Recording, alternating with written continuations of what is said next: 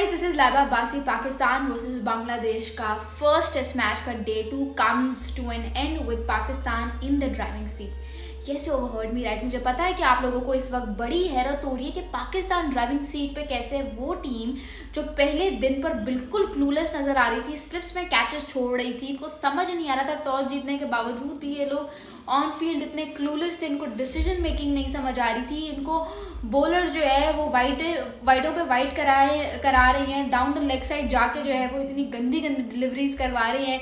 ना कोई slip adjustment है, ना कीपर ने अपनी कीपिंग को जस्टिफाई किया। उसके बावजूद भी डे 2 ड्राइविंग सीट पे कैसे एंड करते हैं। So let me tell you what, Pakistan is an unpredictable team for a reason. और वो रीज़न आप लोगों ने देख लिया होगा। वो टीम जिसका हमें लग रहा था कि हमें 500 रन इन्होंने मार देने हैं, आज वो 400 समथिंग रन पे ढेर हो गई। ठीक है, और पाकिस्तान का तो मुझे ऐसे लग रहा था इन्होंने आज ही 400 रन निपटा देने हैं। 400 रन की जो ट्रेल है इन्होंने निकाल जो है उतार के इन्होंने लीड तैयार करने लग जानी है। जिस तरह से माशाल्लाह हमारे यंग बैटर्स बैटिंग कर रहे हैं, मुझे अजान अवैस ने आज इतना इम्प्रेस किया, मैं आपको बता नहीं सकती। But we'll talk about him later. First we'll talk about how the bowlers executed their plans. जब मैं बॉलर्स की बात करती हूँ तो उसमें मुझे मोहम्मद अब्बास को अप्रिशिएट करने के अलावा किसी और को अप्रिशिएट है उसका नाम लेने का दिल नहीं करता। शाहीन शाह अफरीदी एक भागता हुआ स्पिनर है, ठीक है, क्योंकि ये बात वो खुद साबित कर रहे हैं कि पीएसएल में जब 4 ओवर्स की बात होती है, पीएसएल में जब हर जगह से डेकोरेशंस की बात होती है, गिफ्टिंग की बात होती है, तब शाहीन शाह अफरीदी की पेस 140 से नीचे उतरते हुए नज़र नहीं आती। लेकिन जैसे ही टेस्ट क्रिकेट आती है तो शाहीन के आपके सामने हालात हैं 125 to 130, ज़्यादा से ज़्यादा 132, इससे आगे मैंने उनकी पेस नहीं देखी। तो ये भागता हुआ स्पिनर नहीं है तो और क्या है, मुझे आप लोग खुद कमेंट्स में बताओ।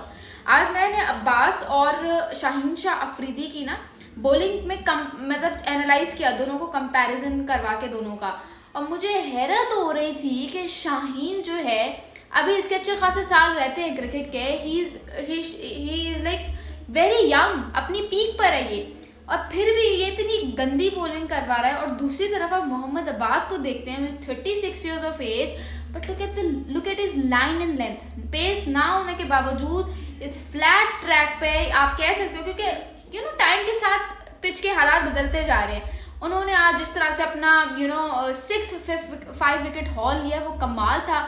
जो वेरिएशंस जिनके साथ वो आते हैं, जिस तरह से वो बैटर को ट्रैप करते हैं, वो कितनी शानदार बात है। और एक हमारा शाहीन है, वो अपने करियर की बेस्ट फॉर्म में है इस वक्त, ठीक है, मतलब बेस्ट फॉर्म नहीं, पीक पर है ना, क्योंकि ये उसका पीक टाइम है, उसकी एज को अगर मद्देनजर रखें। लेकिन उसके हालात आपके सामने यही होगा भाई, जब आप डोमेस्टिक क्रिकेट को नहीं रिस्पेक्ट करोगे, आप टेस्ट क्रिकेट को प्रायोरिटाइज नहीं करोगे, आपका यही असर होगा जो कि शाहीन का हो रहा है। ठीक है, तो इसको अगर कोई भागता, देखो लंगड़ा is a very bad word, you shouldn't use it.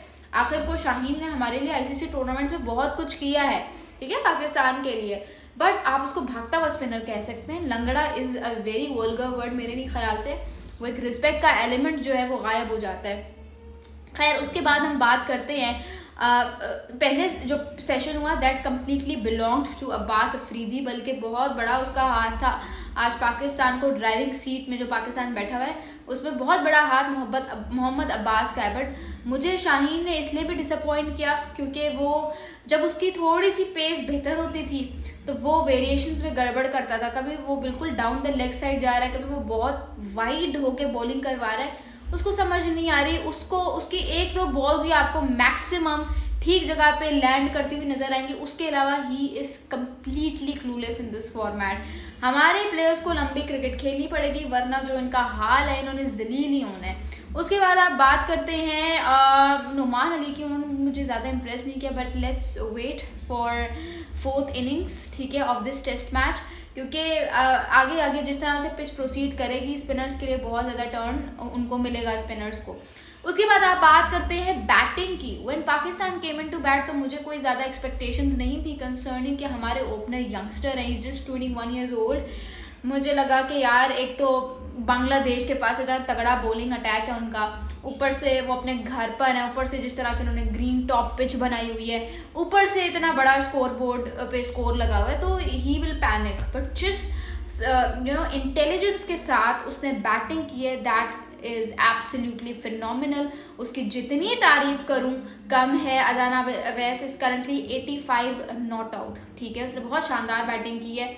और भाई मुझे लगा ही नहीं है एक मिनट के लिए भी कि उसने जो है वो थोड़ा सा भी अंडर प्रेशर हुआ है या इनिंग्स को स्लो करने की कोशिश की। वो बहुत इस तरह की पिच पे कंडीशंस को मद्देनज़र रखते हुए, ऑपोजिशन के बॉलिंग अटैक को मद्देनजर रखते हुए वो बहुत अच्छी बैटिंग कर रहा है। आपको गिला नहीं करना चाहिए concerning the fact that he is just a debutant, ठीक है। इमामुल हक 45 पे आउट हो गए, बट अब्दुल्ला फजल अभी खड़े हैं और अजान अवैस, और अब्दुल्ला भी बड़ी अच्छी बैटिंग कर रहा है। तो दोनों ये डेब्यूटेंट्स हैं, दोनों यंग प्लेयर्स हैं, एंड आई होप कि इसी तरह की बैटिंग करते रहें। ये ना हो कि कुछ साल गुजरने के बाद मतलब जब ये टीम के साथ स्टिक रहें तो इनका भी माइंडसेट हमारे सीनियर्स की तरह हो जाए डिफेंसिव। नॉट एट ऑल, ये मैं नहीं देख सकती।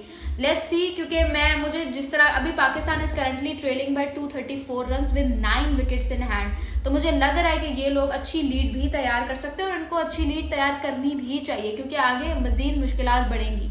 लेकिन eight the end of the day it's Pakistan cricket team, the unpredictable team, उस ऐसी टीम जिसका जो है दूसरे दिन पे सिर्फ 1 विकेट गिरी है। इनकी कल जो है कल के दिन में 9 की 9 विकेट्स गिर जाएंगी इन नो टाइम। आप कुछ भी नहीं कह सकते हो क्योंकि it's Pakistan cricket at the end of the day, and most importantly the format that they are currently playing वो तो वैसे ही बड़ा अनप्रेडिक्टेबल है। एक सेशन और पूरे टेस्ट मैच के जो है ना वो बिल्कुल वो अपसाइड डाउन टर्न हो जाता है। What do you guys have to say, what are your predictions? Drop in the comments below.